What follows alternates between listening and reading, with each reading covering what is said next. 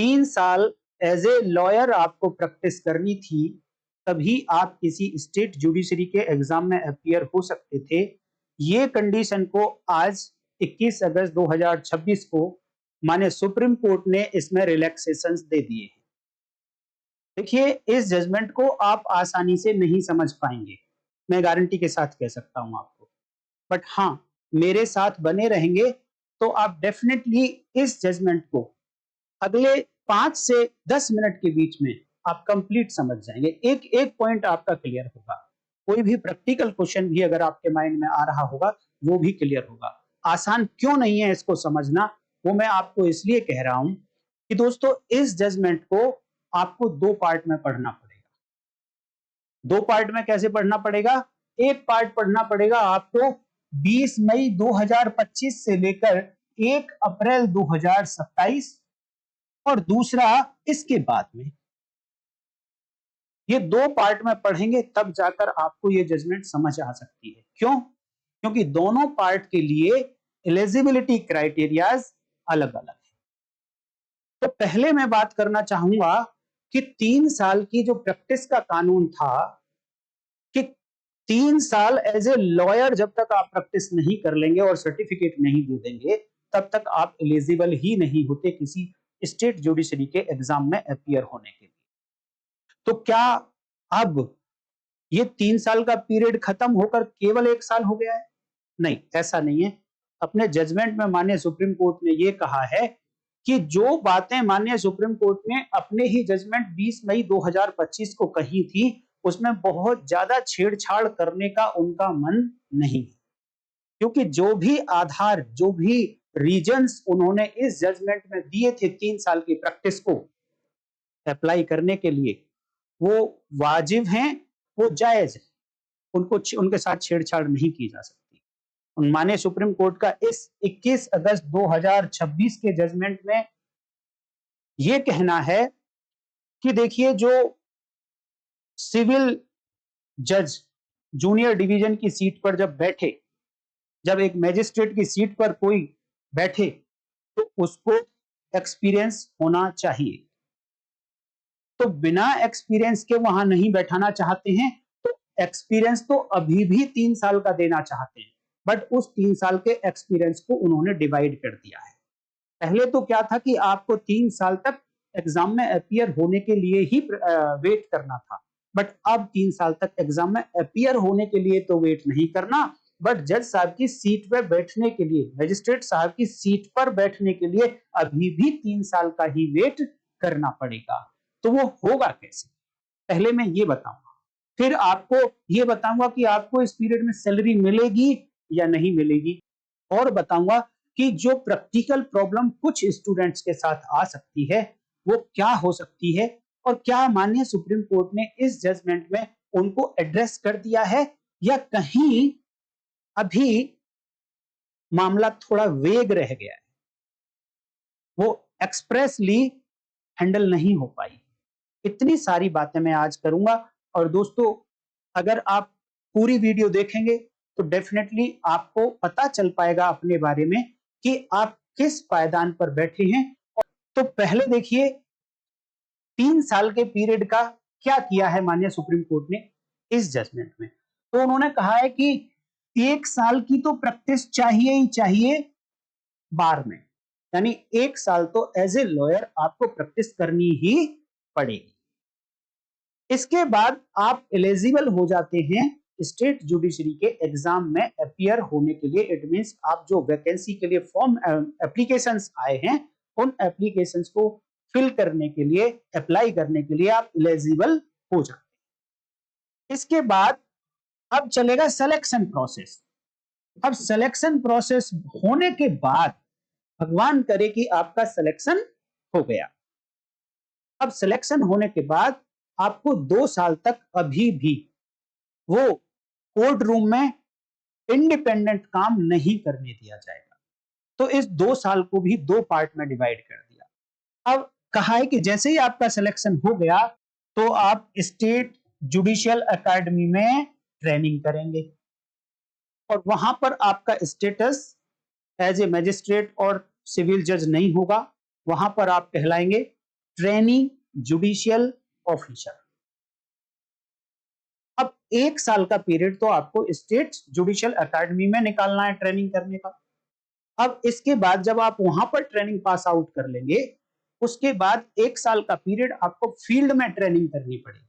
और फील्ड में जो ट्रेनिंग होगी वो 2 पार्ट में।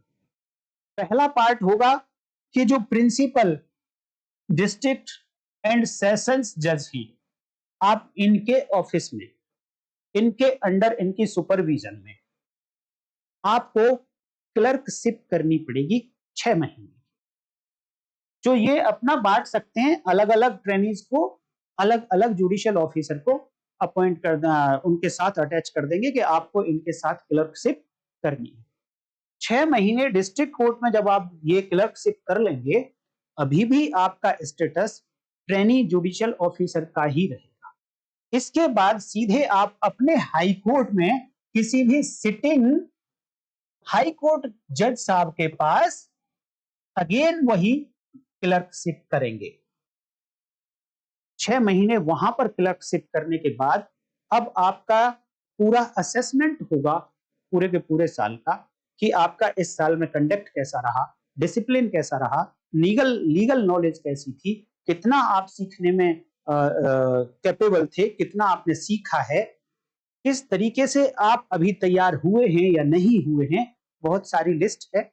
उन सारे पॉइंट्स पर माननीय हाई कोर्ट के जो जज हैं जिनके साथ आपने क्लर्कशिप की, वो आपकी असेसमेंट करेंगे। और असेसमेंट के बाद ये डिसाइड होगा कि अब आप इंडिपेंडेंट काम संभालने के लिए तैयार हैं या नहीं हैं, आपको कोर्ट का इंडिपेंडेंट काम दिया जाए या ना दिया जाए। एंड जब आपको ये असेसमेंट आपके फेवर में होगी और आपको सर्टिफिकेट मिल जाएगा कि yes you are eligible to hold the courts independently, then आप बनेंगे एक जुडिशियल ऑफिसर। और जुडिशियल ऑफिसर जिस दिन आप बन जाएंगे, उस दिन से आपको मिलेगी कंप्लीट सैलरी। जो भी आपके स्टेट की सैलरी बनती है एक जुडिशियल मैजिस्ट्रेट फर्स्ट क्लास की, वो सैलरी आपको मिल जाएगी। लेकिन क्वेश्चन आता है कि जिस दिन से आपका सिलेक्शन हुआ, उस दिन से लेकर जिस दिन तक आपने इंडिपेंडेंट चार्ज संभाला, उस दिन तक सैलरी किस तरीके से मिलेगी और कैसे आपके खर्चे चलेंगे। तो माननीय सुप्रीम कोर्ट ने कहा है कि आपको सैलरी मिलेगी हाफ ऑफ द रिम्यूनरेशन जो एक जुडिशियल मैजिस्ट्रेट फर्स्ट क्लास को मिलती है उस पर्टिकुलर स्टेट में, जिस स्टेट में आपका सिलेक्शन हुआ है। It means half of the remuneration of judicial magistrate of first class, but उसको आपको सैलरी का नाम नहीं दिया गया है। तो ये पूरे के पूरे 2 साल, 1 साल ट्रेनिंग सेंटर में और 1 साल फील्ड में जब आप क्लर्कशिप कर रहे होंगे, तब आपको हाफ ऑफ द सैलरी से काम चलाना पड़ेगा। और जब आप इंडिपेंडेंट कोर्ट संभालने लगेंगे, जब आपका असेसमेंट ठीक हो जाएगा, तब आपको कंप्लीट सैलरी मिलेगी। अब मैं आपको लेकर चलता हूं ये 2 पार्ट के। एक पार्ट तो था 20 मई 2025 से लेकर, जब ये जजमेंट आई थी कि भैया 3 ईयर प्रैक्टिस अब कंपलसरी है। और आज की डेट में 21 अगस्त 2026, या फिर इसको बढ़ाकर मैं कहूं 1 अप्रैल 2027। 1 अप्रैल 2027 से पहले का पीरियड और 1 अप्रैल 27 से 1 अप्रैल 2027 के बाद का पीरियड, दोनों के लिए सिलेक्शन प्रोसेस में थोड़ा सा डिफरेंस है। और किस पॉइंट पर डिफरेंस है? केवल और केवल 1 साल की प्रैक्टिस की पॉइंट पर, बाकी और किसी भी पॉइंट पर कोई डिफरेंस नहीं है। अब वो डिफरेंस है क्या? अब मैं आपको प्रैक्टिकल प्रॉब्लम की तरफ लेकर चलता हूं। देखिए, पहला जो जजमेंट था वो कब आया था? 20 मई 2025 को। और इसके बाद से जब भी कोई नोटिफिकेशन आएगा या एडवर्टीजमेंट आएगा स्टेट जुडिशरी के एग्जाम के लिए, तो उसके लिए 3 साल का प्रैक्टिस होना कंपलसरी है। अब मैं आपको एक प्रैक्टिकल सिचुएशन दिखाता हूं कि एक स्टूडेंट है, उसने सपोज 25 जून 2024 25 जून 2024 को एनरोलमेंट कराया था अपना स्टेटमेंट एनरोलमेंट कराया था स्टेट बार काउंसिल में, और 20 मई 2025 को ऐसी जजमेंट आ गई कि 3 साल जो कर पाएंगे, जिनकी 3 साल प्रैक्टिस होगी, वो अपना एग्जाम में अपीयर हो पाएंगे। अब 21 जुलाई 2025 इस डेट को एक नोटिफिकेशन आ गया। डेट्स पर थोड़ा सा आपको ध्यान देना है। देखिए, मई 2025 में जजमेंट आया, उसके 2 महीने बाद जुलाई 2025 में नोटिफिकेशन आ गया, तो 3 साल की कंडीशन तो अप्लाई हो गई यहां। तो अब मुझे बताइए, क्या ये बच्चा 25 जून 2024 को जिसने एनरोलमेंट कराया था, क्या वो यहां पर अप्लाई कर सकता था?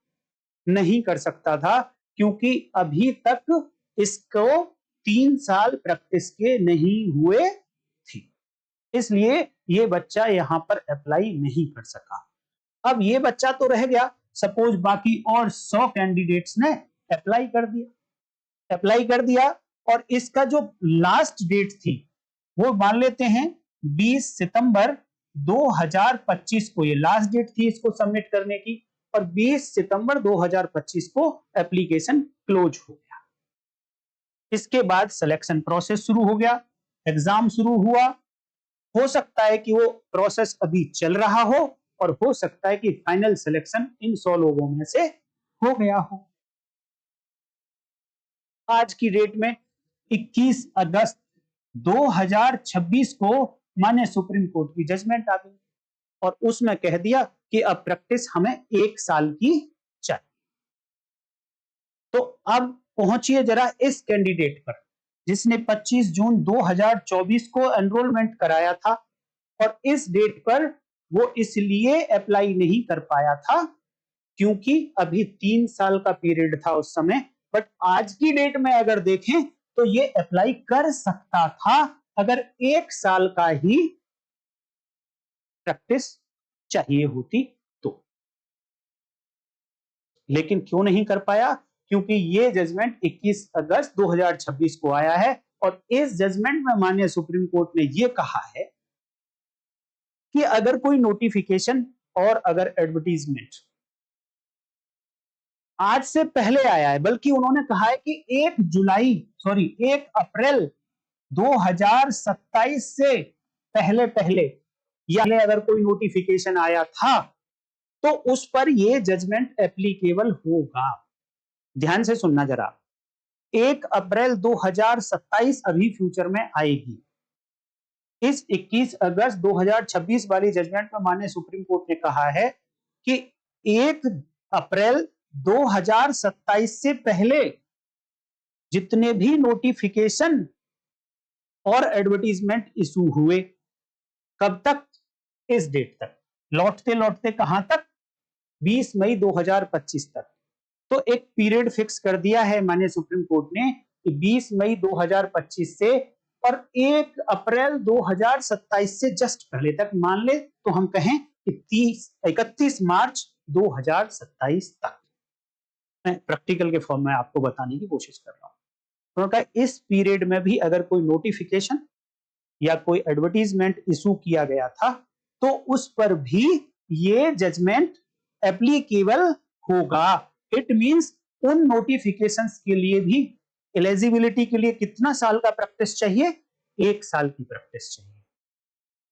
अब आप मुझे बताइए कि जिस दिन ये नोटिफिकेशन निकला था, क्या उस दिन ये बच्चा एलिजिबल था या नहीं था? 1 साल का रूल अगर लगाया जाए तो बिल्कुल एलिजिबल था ये बच्चा। इट मींस कि ये नोटिफिकेशन किस डेट के बाद निकला है? 20 मई 2025 के बाद निकला है। इट मींस ये वाली जजमेंट इसके ऊपर एप्लीकेबल होगी। इट मींस इस नोटिफिकेशन के लिए भी केवल 1 साल की प्रैक्टिस चाहिए।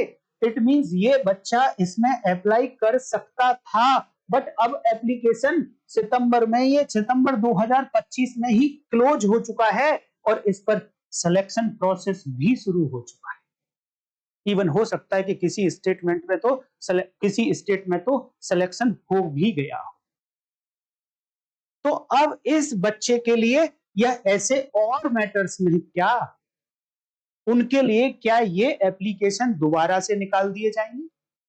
उनके लिए अगर मान लो ये क्लोज कर दिया गया है और अभी सिलेक्शन प्रोसेस शुरू नहीं हुआ, तो क्या ये जो क्लोज डेट है सितंबर वाली, इसको एक्सटेंड करके आज तक लाएंगे और इस बच्चे को मौका मिल पाएगा, या ऐसे सभी बच्चों को मौका मिल पाएगा कि उसमें ये अप्लाई कर सकें? क्योंकि माननीय सुप्रीम कोर्ट ने इस 21 अगस्त 2026 वाले जजमेंट में बिल्कुल क्लियर लिखा है कि 1 अप्रैल 2027 से पहले और 20 मई 2025 के बाद, इस बीच में अगर नोटिफिकेशन एडवर्टीजमेंट इशू किया गया है किसी स्टेट के द्वारा, तो उस पर 1 साल वाला ही रूल लगेगा।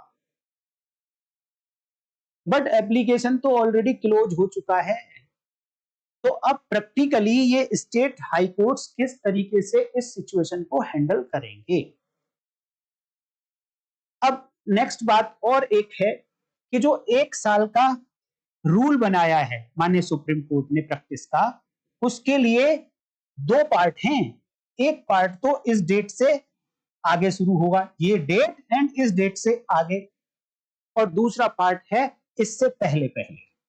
इससे पहले पहले मतलब 20 मई 2025 से लेकर 31 मार्च 2027, इस बीच के पीरियड के लिए अलग से समझना पड़ेगा आपको, और 1 अप्रैल 2027 के बाद में अलग से समझना पड़ेगा, जिसमें 1 अप्रैल 2027 भी शामिल है। तो उसमें अब इन्होंने कह दिया कि 1 साल का ही सर्टिफिकेट देना है, 1 साल की प्रैक्टिस चाहिए। तो इस पीरियड के लिए प्रैक्टिस को किस तरीके से शो करेंगे और इस पीरियड में प्रैक्टिस को किस तरीके से शो करेंगे? तो इस पीरियड के लिए तो माननीय हाई कोर्ट, माननीय सुप्रीम कोर्ट ने जो वर्ड यूज किया है वो है ट्रांजिशनल पीरियड। क्या वर्ड यूज किया है? Transitional period. ट्रांजिशनल पीरियड है इतना, ये वाला टाइम। और उन्होंने कहा है कि अगर ट्रांजिशनल पीरियड में अप्लाई करना है तो उसके लिए कोई सर्टिफिकेट देने की आवश्यकता नहीं होगी 1 साल की, वो डीम्ड सर्टिफिकेट मान लिया जाएगा। क्यों मान लिया जाएगा?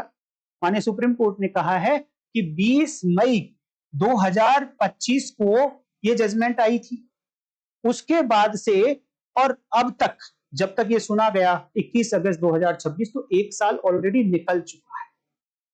तो उन्होंने कहा है कि ऐसे बच्चे जो 1 अप्रैल 2027 से पहले आने से पहले पहले और 20 मई 2025 के बीच में जो अप्लाई करेंगे, इस ट्रांजिशनल पीरियड में जो अप्लाई करेंगे, उनको सर्टिफिकेट ऑफ प्रैक्टिस 1 साल का प्रैक्टिस सर्टिफिकेट देने की आवश्यकता नहीं है, उनको डीम्ड प्रैक्टिस, उनकी डीम्ड सर्टिफिकेट मान लिया जाए, बट एटलीस्ट उनका एनरोलमेंट तो हो। 1 साल पुराना एटलीस्ट एनरोलमेंट होना चाहिए। तो ये पार्ट था ट्रांजिशनल पीरियड में कि सर्टिफिकेट नहीं चाहिए। बट क्वेश्चन आएगा कि जब 1 अप्रैल 2027 के बाद या 1 अप्रैल 2027 को अगर कोई नोटिफिकेशन एडवर्टीजमेंट इशू किया गया, तो उसके लिए प्रॉपर सर्टिफिकेट चाहिएगा, तभी एलिजिबल होगा वो कैंडिडेट अप्लाई करने के लिए। वहां पर डीम्ड सर्टिफिकेट से काम नहीं चलेगा।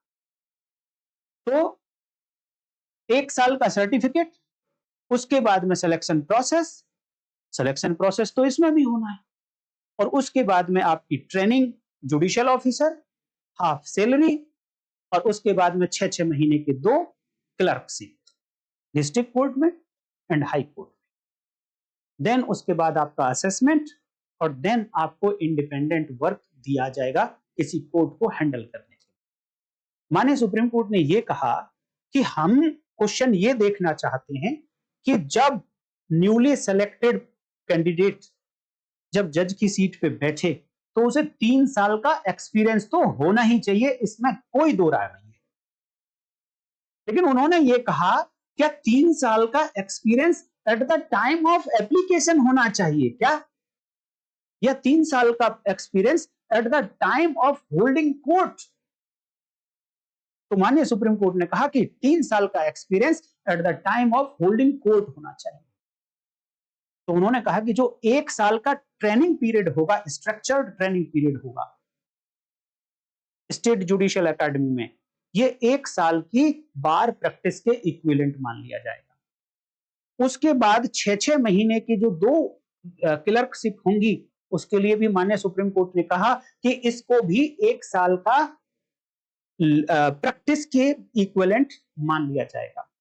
और उससे पहले 1 साल ऑलरेडी प्रैक्टिस तो उन्होंने बार में कंपलसरी कर ही दी। तो इस तरीके से 3 साल को उन्होंने अभी भी बरकरार रखा है। तो दोस्तों, मैं उम्मीद करता हूं कि आप लोगों को इस जजमेंट के बारे में सारी सिचुएशन क्लियर हो गई होगी कि अब आप चेक कर पाएंगे कि आप एलिजिबल हैं या नहीं।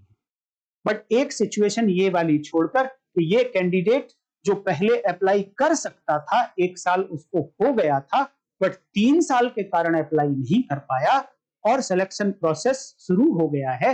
अब वो क्या अप्लाई कर सकता है, क्या उस एग्जाम में वो अब शामिल हो सकता है? इस पॉइंट पर अभी भी कहीं ना कहीं डाउट है, बाकी चीजें सभी क्लियर है। जहां तक मुझे समझ आया, जितना मैंने पढ़ने की कोशिश की दोस्तों, और जितना मेरी छोटी सी नॉलेज को समझ आया, वो मैंने आपको डिलीवर करने की कोशिश की और उम्मीद करता हूं कि एक एक पॉइंट आपको इसमें समझ आ गया होगा। बाकी इतना बड़ा जजमेंट है माननीय सुप्रीम कोर्ट का, वो माननीय सुप्रीम कोर्ट की रीजनिंग है उसमें सारी। दूसरा एक पॉइंट रह जाता है कि सर्टिफिकेट देगा कौन। वो सर्टिफिकेट 20 मई 2025 के आधार पर ही दिया जाएगा। 1 साल का सर्टिफिकेट, डीम्ड सर्टिफिकेट नहीं, 1 अप्रैल 2027 के बाद के जो सर्टिफिकेट होंगे। अच्छा, एक और बात कही है माननीय सुप्रीम कोर्ट ने कि इसको हम दोबारा से रिव्यू करेंगे। अभी उन्होंने ओपन नहीं छोड़ दिया कि ये आप यही प्रोसेस चलेगा आगे तक। उन्होंने कहा नहीं, 5 साल बाद जब इस तरीके से इस प्रोसेस से कुछ लोग सेलेक्ट हो जाएंगे, उनके वर्क को असेस किया जाएगा। जब वो इंडिपेंडेंट कोर्ट चला लेंगे तो फिर 5 साल बाद यानी जुलाई अगस्त 2032 में फिर से रिव्यू करेंगे इसको कि ये प्रोसेस कितना सक्सेसफुल रहा है। अगर सक्सेसफुल रहा तो कंटिन्यू करेंगे, और अगर कुछ चेंज करने की आवश्यकता पड़ी तो फिर से चेंज कर लिया जाएगा। रिव्यू करने का तो मतलब यही होता है। तो आज की वीडियो में इतना ही, ये हमको जानना जरूरी था दोस्तों, तो इसलिए मैंने सोचा कि आप लोगों के लिए वीडियो बना दूं। तो आज की वीडियो में इतना ही, कल फिर मिलेंगे, तब तक के लिए नमस्कार, जय